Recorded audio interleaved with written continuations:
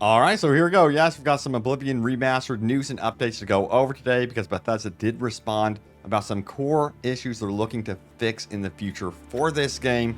Plus, we got to talk about save files because, yes, it looks like some save files are completely vanishing, but how widespread of an issue is this really? And if you are experiencing it, we got some workarounds as well. And we also got to talk about difficulty settings because a big part of the community are not happy with what's going on around that and are demanding patches and updates regarding those. Plus, what will Bethesda do for their next big remaster? Well, there's a lot of theories about this one, and it looks like it's not going to be in the Elder Scrolls universe. And we're going to talk about how these shadow drops are changing the industry. In fact, in some ways, they're actually negatively impacting some smaller developers. We'll talk about that as well. But yeah, remember, I'm doing a very big Oblivion Remastered giveaway, so for a chance to win a copy of the game, follow that top pinned comment. But as always, we're going to start out with the official stuff because Bethesda support was asked a bunch of questions. Check it out right here.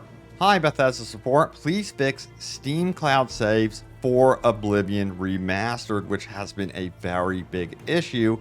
And the response is this: hello, we are investigating the issue. We do have some steps you can try located here, and I will throw that link in the description below, but this is definitely on their top tier of priorities right now to fix the save issues going on with the game. And it seems like they're impacting more Xbox and PC users than PS5 users, but let me know if you guys are having any issues with save files, sync issues, that sort of thing, because yeah, it definitely does seem to be an issue. In fact, we have this: the Elder Scrolls Oblivion Remastered save files are vanishing. Save files are reportedly vanishing from many Oblivion Remastered players. Now, from what I have seen, it isn't super widespread so far, but I'm a little bit concerned about it, and that's why I wanted to bring it up for sure. Now, the article goes on to say the following right here: for many players, an Elder Scrolls game without a few bugs is a game missing much of its charm. So many Oblivion fans were happy to see that the remaster retains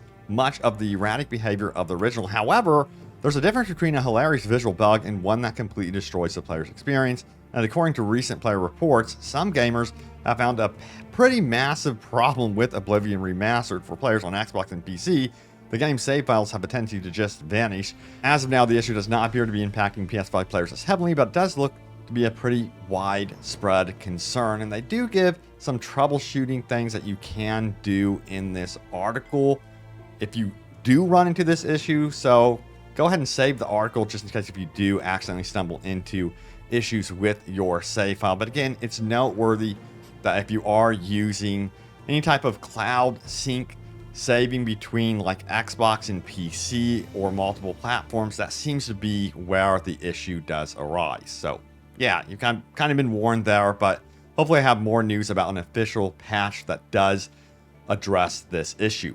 Now, we also got to talk about one feature that players are saying is just broken in this game, and it's very much a core feature. Check it out. Hardened Bethesda fans discover Oblivion Remastered Expert difficulty is so brutal it feels broken and say it needs to be patched ASAP. The jump from Adept to Expert is certainly something. Have you guys tried this out for yourself? Let me know. Right now, I'm currently just playing on the normal difficulty. Haven't had the chance to hop into higher tier difficulties, but yeah, from what I am seeing, this is definitely a hot topic, especially when we head on to the Oblivion subreddit. Check it out right here. Played the game for about 8 hours today. Adept is laughably easy, almost impossible to be killed, and you kill everything in a hit or two. However, bumping it up one level to Expert makes every enemy an absolute bullet sponge and takes a full minute to kill each one. Anyone else experiencing this?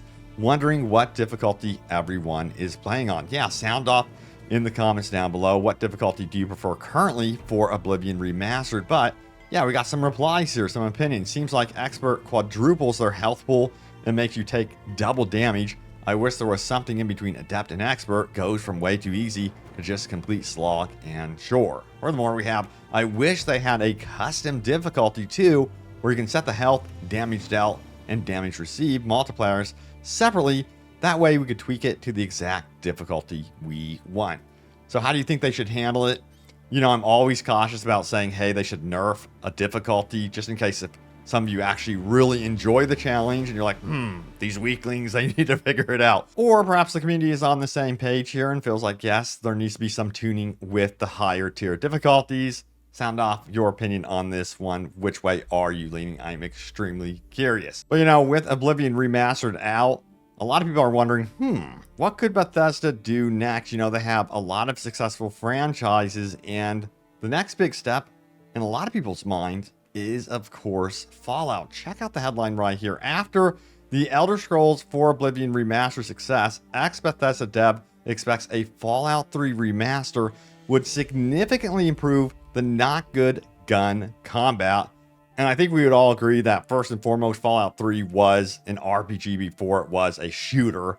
And you could definitely feel that with the gunplay for sure. It was kind of lackluster. It worked for what it was, and VATS definitely helped you get through the gameplay for sure. VATS was absolutely the highlight, in fact, and I would love to see what they would do with a full-blown remaster. There's a lot they could do with that. But you know what? The article goes on to say this, because we have Nesmith, who spoke to Video Gamer about the Fallout 3 remaster, which, by the way, is rumored to be the next big step for Bethesda.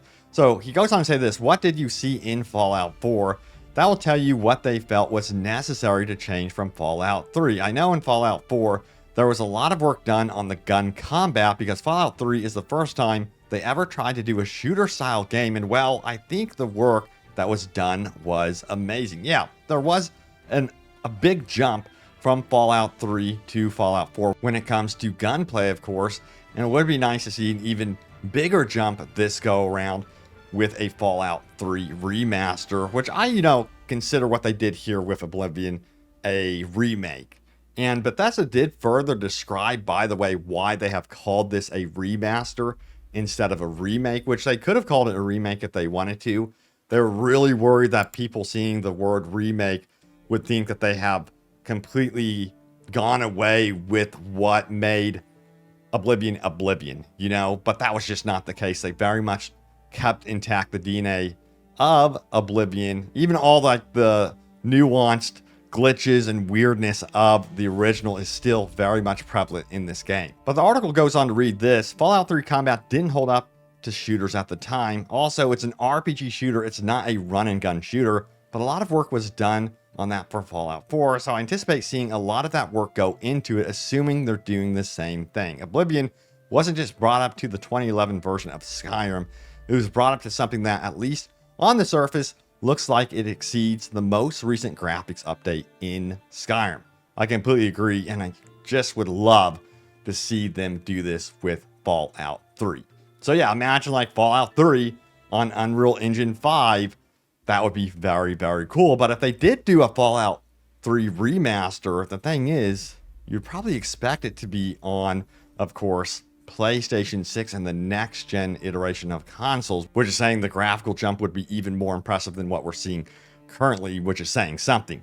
Now, we got to talk about how they're doing these shadow drops, and I personally really do like shadow drops. I'll get into why I have liked them. Now, some people are saying lately that dev teams and publishers are taking advantage of impulse buying, where you really don't get a chance to get good critical reviews.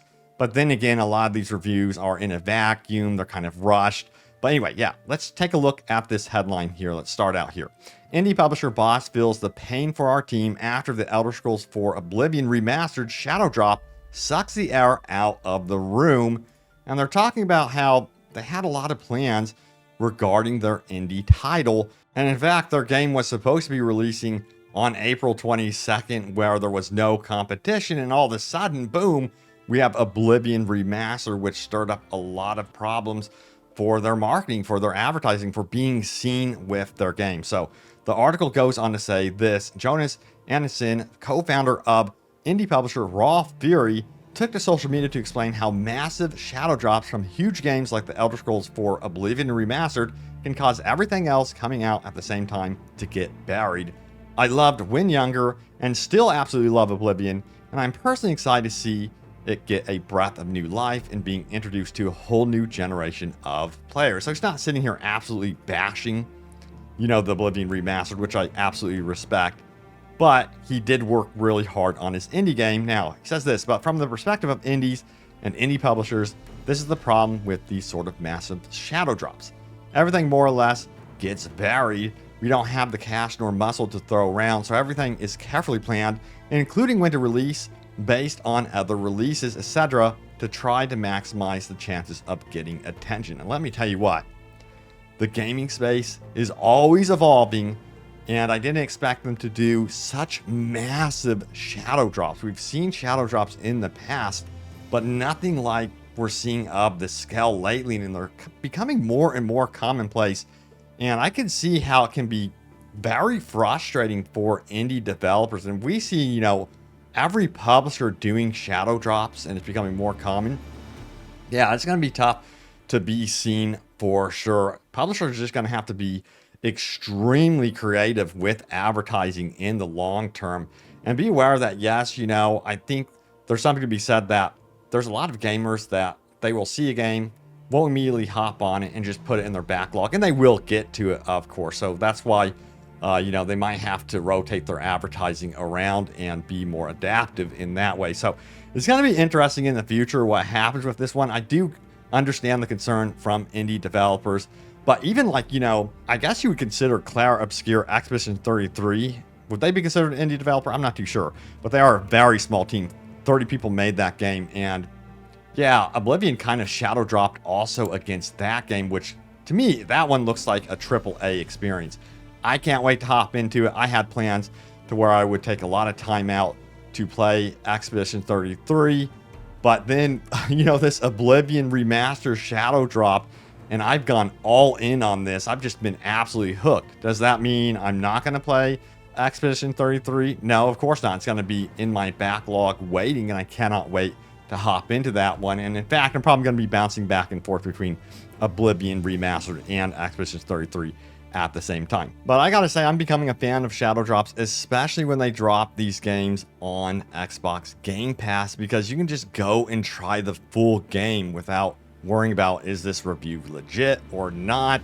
So it's been very, very nice to be able to experience Oblivion Remastered right out of the gates, and also not have too much noise around it when you first sit down and play. You could experience it for yourself and have a fresh opinion.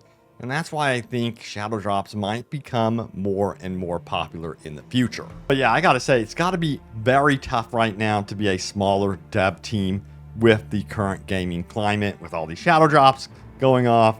It's also very crowded. It feels like there's a new game coming out every freaking day. So it's getting crazy. But anyway, now it's time to go over your top comments. Remember, leave a comment down below.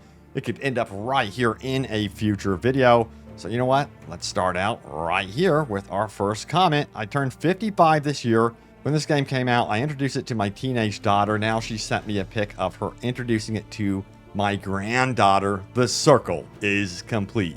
That is incredible, man. The feels on that post right there.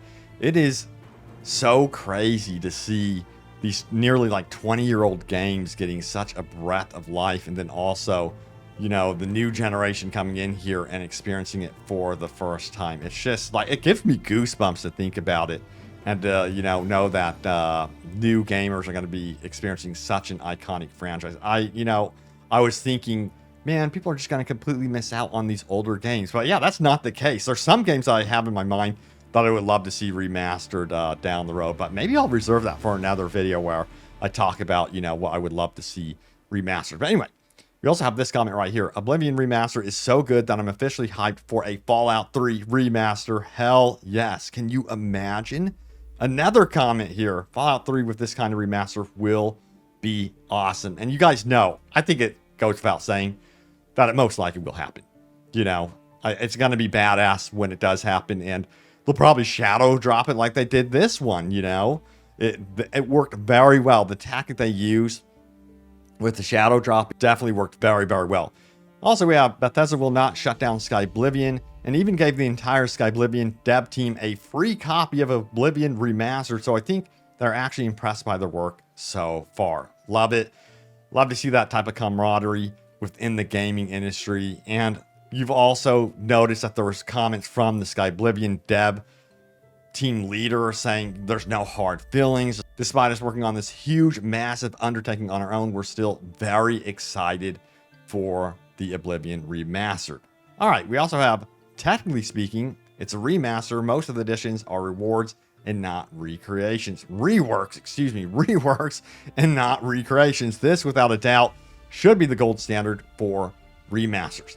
100% agree. This is the way it should be done. I really hope some other publishers and dev teams are paying attention to what Bethesda did here. And you know what? They will be, simply because money speaks volumes. It's business. And they're going to be like, we're going to do the same thing that Bethesda did because it brings in money. That is unfortunately the only way to get some publishers to really listen, is if money is flowing.